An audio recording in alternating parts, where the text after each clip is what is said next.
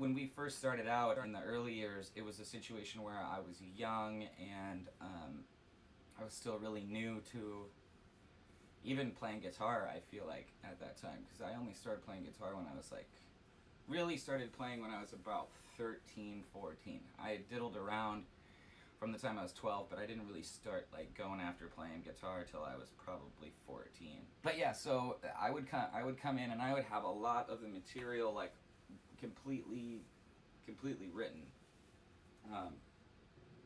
and like ready to go pretty much. So I'd have a lot of the material written already, and I'd bring it into Andrew, and we kind of hash out the drum stuff, and then once the drum stuff was done, I'd say on the first record, especially the first record, the self-titled record, especially, I'd say I wrote 95, if not 98% of those bass lines on that album. The self-titled. Doppelganger, Tim started to write a few things. Yeah, I think the only bass line Tim really wrote on the first record was Reassurance Rests in the Sea at that breakdown section, which is still one of my favorite bass parts of all time. Frank wrote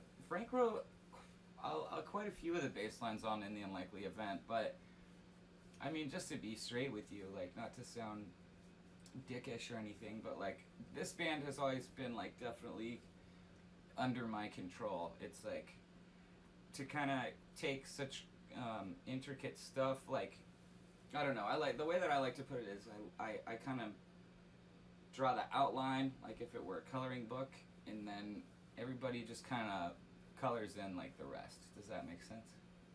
Yeah, the documentary is kind of a sore subject for me. I know you guys ask about it because it's exciting. But there's just been a lot of drama with it.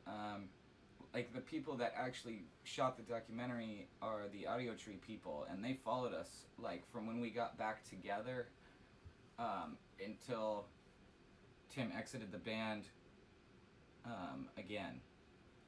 And they have hundreds and hundreds and hundreds of hours of footage. And some of those people split. We split with Tim, obviously. There was problems with people agreeing to take part in the documentary even though they had already signed on for it. Then there was releases that were somehow lost, blah, blah, blah.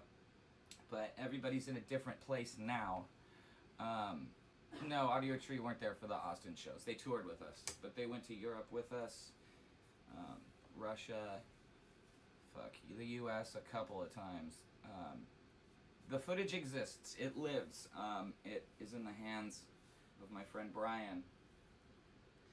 But he's a really busy guy, and I just think that, I don't know, man, for what we went through to do that documentary and what we went through all of that, it was like a lot more than I can explain to you guys.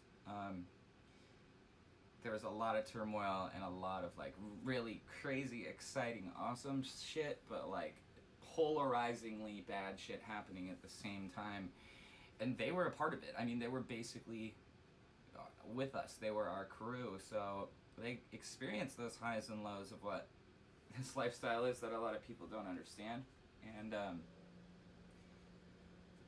I just think Brian put a lot of blood, sweat, and tears into that project, and to kind of have it shelf. I know for him and I especially, it was really frustrating. So I don't know. And that teaser for that documentary got out on accident. That was only supposed to be for a few people to see. Somehow it got out.